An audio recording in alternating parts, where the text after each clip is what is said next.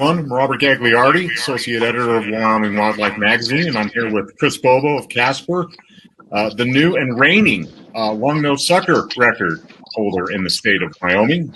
Broke his own record he set last year. So, Chris, first, thank you for joining us today, and let's kind of go back a little bit. Let's go back from last year and tell us about the first time you broke the state record for long-nosed sucker. I ended up catching a red sucker. I was like, I never caught a red sucker before, so I happened to look it up to see what it was, what species it was, and everything. I noticed the record wasn't that big, so I just kept an eye out for it. I ended up catching one that was about 18 inches. I was like, that's way too close to the record to not do anything. So I took it in, got it checked out. Sure enough, it was heavier than the record, so I got it. Wasn't expecting it, that's for sure. I think it was just an unrecognized species as far as the record goes. This other one was quite bigger than that one, so it was pretty cool getting that one. And I was fishing with my son when I got that. I ended up getting that fish. I was like, I'm pretty sure that's a record. We gotta go. When you broke the record earlier this year, how did that experience compare to the first? Was it very similar? Were there a lot of differences? You mentioned you're with your son, so I'm sure that made it very special. But what were some of the differences or similarities from the first experience to the second?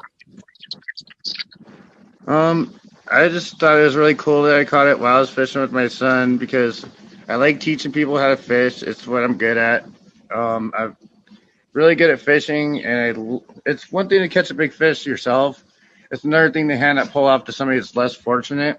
I mean, I have my own YouTube channels and Facebook pages and everything. I try to help as many people as I can wherever I can. So, do you have any tips for people? Again, I know probably not a lot of people going out and let's go catch some suckers, but are there some tips? I mean, you've broken the state record twice in 2 years. What are some sucker catching tips if you could provide any?